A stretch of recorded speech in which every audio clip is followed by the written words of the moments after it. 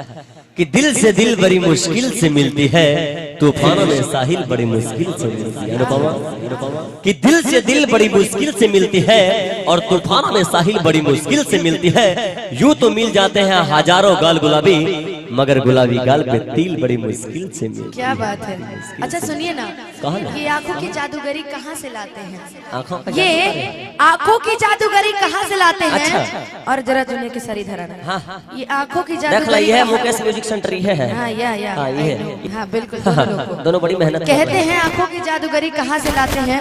और कसम से हम तो थक गए, आप ये शायरी कहाँ से लाते हैं? कहते हैं तो है मुजफ्फरपुर के लीची कहिया लखनऊ के दशहरिया, तो है मुजफ्फरपुर के लीची कहिया लखनऊ के दशहरिया, तू हो अंगूर की बेटी पिया तो होठ से जा। कहते हैं कि सागर ने चाहा तो साहिल बना दिया, वैज्ञानिक ने चाहा तो मिसाइल बना दिया। क्या बात है कि सागर ने चाहा तो साहिल बना दिया, वैज्ञानिक ने चाहा तो मिसाइल बना दिया। अनुपमा जब तुम हमसे दूर होने लगी तो भगवान ने भी एक मोबाइल बना दिया। हमारे भाई लोग को तुम अपना कांटेक्ट नंबर देते जाना, कांटेक्ट नंबर देते जाना हमारे भाई लोग को। कहते हैं कि आपकी दोस्ती हमारे सुरों की ताज है। आपकी दोस्ती हमारे सुरों की ताज है।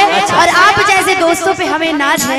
और कल कुछ भी हो जाए जिंदगी में, मगर आपकी हमारी दोस्ती वैसी ही रहेगी जैसी आज है। लव यू भैया। Thank you so much. मैंने तारा भैया कहला के जरूरी बता कि भैया का ही जनरे पगली कि मत कर हुस्न पे नाज, इतना ये 4 दिनों की मस्ती है। सही कह रहे हैं हमारे भाई लोग, गौर फरमाइए कि मत कर हुस्न पे नाज, इतना ये 4 दिनों की मस्ती है। और तेरा रंग गोरा उस वक्त तक है जब तक रंग गोरा करने वाला क्रीम सस्ती है। कि तुम हम पे मरते हो, दुनिया मरता है तो हमरा मरे में क्या होला? और हम इन पे मरते हैं। भगवान करे तुम उन पे मरते हो, भगवान करे वो भी दूसरे पे मरे, इस पे नहीं मरे। क्या हो? हाँ कि हम तुम्हें चाहते हैं, अच्छे हम पे ना मरे, उजा के आगे में जोरे।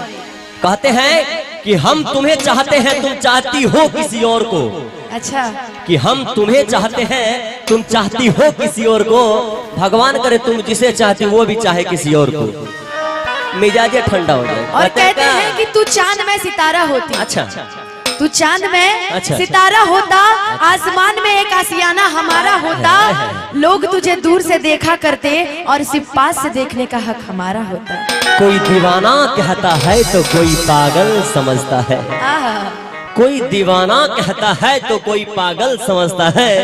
धरती की बेचैनी तो सिर्फ बादल समझता है। अनुपमा तू मुझसे दूर कैसी और मैं तुझसे दूर कैसा, ये मेरा भाई का दिल समझता है और मेरा दिल समझता है। छोड़ दिया है।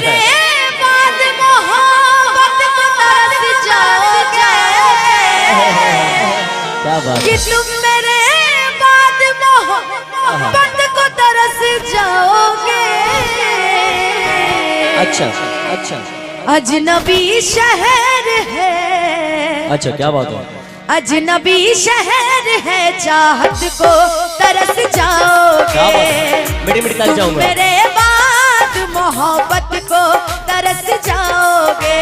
क्या बात है? तुम मेरे बाद मोहब्बत को तरस जाओगे। क्या बात है भैया? क्या बात है? मोहब्बत को तरस जाओगे। अजनबी शहर है, क्या बात है? अजनबी शहर है, चाहत को तरस जाओगे। क्या बात है? तुम मेरे बाद मोहब्बत को तरस जाओगे। समझ गए? कहते हैं कि तेरे गम में जिया करेंगे, अगर गम कम नहीं होगा तो पिया करेंगे। तेरे गम में जिया करेंगे, अगर गम कम नहीं होगा तो पिया करेंगे। मगर याद रखना हम मर जाने के बाद भी, मगर याद रखना हम मर जाने के बाद भी यमराज के मोबाइल से तेरे मोबाइल पर मैसेज दिया करेंगे। मेरे आंखों में आंसू देके मुस्कुराते हो, ना ही तुम दूर जाते ना ही पास आते हो। मेरी आंखों में आंसू देके मुस्कुराते हो, ना ही तुम दूर जाते आते हो, चैन और सुकून के बादल में बरस जाओगे तुम, मेरे बाद मोहब्बत को तरस जाओगे तुम, मेरे बाद मोहब्बत को तरस जाओगे तुम, मेरे बाद मोहब्बत को तरस जाओगे। जिस दिन हम छोड़ दिए ना, अच्छा जिस दिन हम छोड़ दिए पागल, ये दुनिया तुम्हें पागल कह के छोड़ देगा। क्या बात है। अजनबी शहर है, अजनबी शहर है, चाहत को तरस जाओगे तुम, मेरे बाद मोहब्बत को तरस जाओगे। अच्छा लगा ये गाना? पक्का? तो ताली बजा के तनी आशीर्वाद दे दी। आहा क्या बात है। हाँ, हम तो शुरुए से बदनाम है, कोनो आज बदनाम हुए हैं कि हम लाख अच्छे हैं पर लोग हमें खराब कहते हैं। ओह, कि हम लाख अच्छे हैं पर लोग हमें खराब कहते हैं और गांव के बिगड़े हुए नवाब कहते हैं। आज इस कदर बदनाम हुए हैं कि आज पानी भी पीते हैं तो देखने वाले शराब कहते हैं, शराब कहते हैं। क्या बात है। मैंने खाली शराबी कहबू, हम तो तरह के शराबी ना कहने, शराबी ना कहलू तो मैंने गाना गाना का कहे का मतलब अर्थ रहला, तर गाना का अर्थ का रहला यही था कि जो आप इधर उधर देखते दाखते रहते हैं। कहते कि हर शाम अच्छी होगी, हर सुबह अच्छी होगी, उजली कफन में लिपटी मेरी ही लाश होगी। अनुपमा जी, हर शाम अच्छी होगी, हर सुबह अच्छी होगी, उजली कफन में लिपटी मेरी ही लाश होगी। ऐ दुनिया वालों मुझे वहीं दफनाना जहां मिस अनुपमा की लाश होगी। ये हमारे भाई लोग के लिए क्या बात है। अरे मन देख ला भाई हो भैया, आप हमारे बड़े भाई हैं, बड़े भाई हैं आप, उसमें आप उसमें सटते क्यों हैं? आप अलग से रहिए ना, हमसे आप माइक लीजिए ना। देखिए ये हमारी छोटी बहन की जैसी है और आप धन्यवाद सर, छोटे भाई के जैसे हैं। सटने हटने की बात जहाँ तक है तो मेरा 1 मीटर का है। मैंने हम भाई है और वो बहन है, कहीं हुआ है? हम इसका भाई है, बहन है। हाँ, एक ये है new Janata club Gangeli ward number 6, Subhash Kumar, Om Prakash Shah. आप दोनों के इस गीत पर खुश होकर आशीर्वाद दिए हैं कि दोनों की जोड़ी 7 जन्मों तक रहे। मोहब्बत का दौर है, अच्छा प्यार है, मोहब्बत है। अच्छा लीजिए। Hello hello. लेकिन मैं प्यार हूँ किसी और का, मुझे चाहता कोई और है। मैं पसंद हूँ किसी और की, मुझे देखता हाँ, कोई यही और तो बात है। टोपी वाले भैया भी देख रहे हैं तो वैसे देखते बने।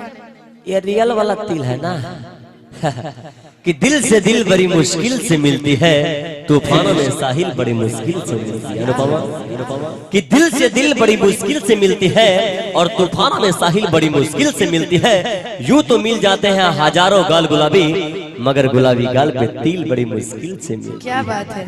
अच्छा सुनिए ना, कहा ना? ये आंखों की जादूगरी कहाँ से लाते हैं? आँखों का ये आंखों की जादूगरी कहाँ से लाते हैं? अच्छा। और जरा दुनिया की सारी धरा। हाँ, ये आंखों की देख जादूगरी ला, ये है मुकेश म्यूजिक सेंटर, ये है। हाँ, हाँ, ये है। हाँ बिल्कुल, दोनों बड़ी मेहनत कहते हैं आंखों की जादूगरी कहाँ से लाते हैं। अच्छा, और कसम से हम तो थक गए, आप ये शायरी कहाँ से लाते हैं? कहते हैं तोहे मुजफ्फरपुर के लीची कहिया लखनऊ के दशहरियाम, तोहे मुजफ्फरपुर के लीची कहिया लखनऊ के दशहरियाम, आ तू हो अंगूर की बेटी पिया दो होठ से जाम। कि मेरे मर्द महोदय जी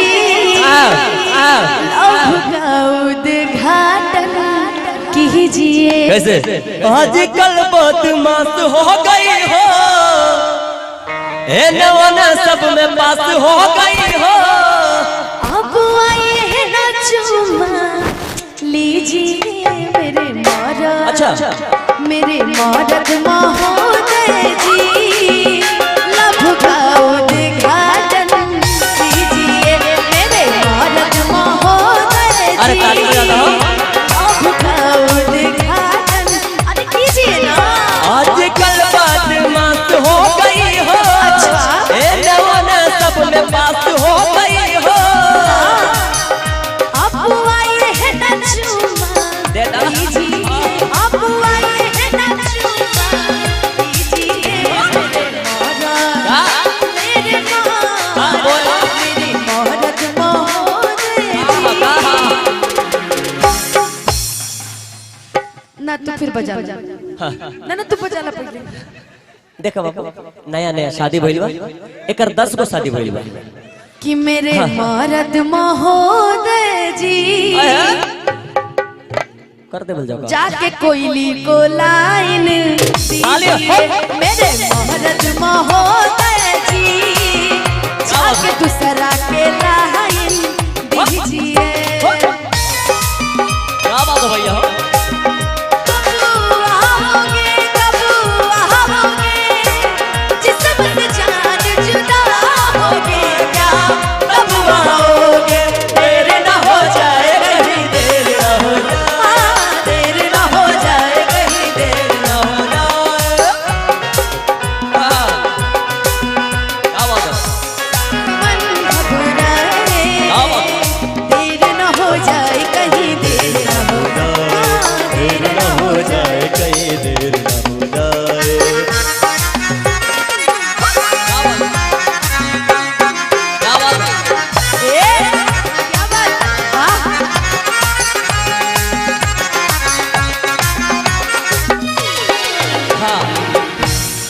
इतना कहीं जरूरी रहे। ओकरा बाद हो गई लब के उद्घाटन, लब के उद्घाटन हो गई। कितने देर से लाइन मार रहे थे, ये दूसरी लाइन आपे के लिए थी। मना भाई लोग के सामने कहला के जरूरी बा कि जेकरा से शादी करूंगी अरे ओकर है कलाई धरूंगी हाथी नबे में बंद कई के दरवाजा अकोरा में उसी को धरूंगी। धाला धाला धाला भाई होने से देखते टमाटी वाली से न बोलो। अच्छा लाज शरम के गठर बा खोलो, खोल दा। दूध में हल्दी मिला के पीजिए। मेरे मोहरत क्या बात है, मेरे मोहरत महोदय जी लव का उद्घाटन कीजिए। मेरे मोहरत महोदय जी लव का उद्घाटन अरे कीजिए ना। कोने पे बात है, हम तो कहते नीलू, हम तो सही। अरे ताली बजा के आशीर्वाद दे देती कम से कम। हाँ देखिए तो सब खत्म ही हो गया बा, खत्म। भैया अनुपमा जी मैंने 50 रुपया और दो ना, हम 2 आदमी बने। अब उनके लोगे ना होई। अरे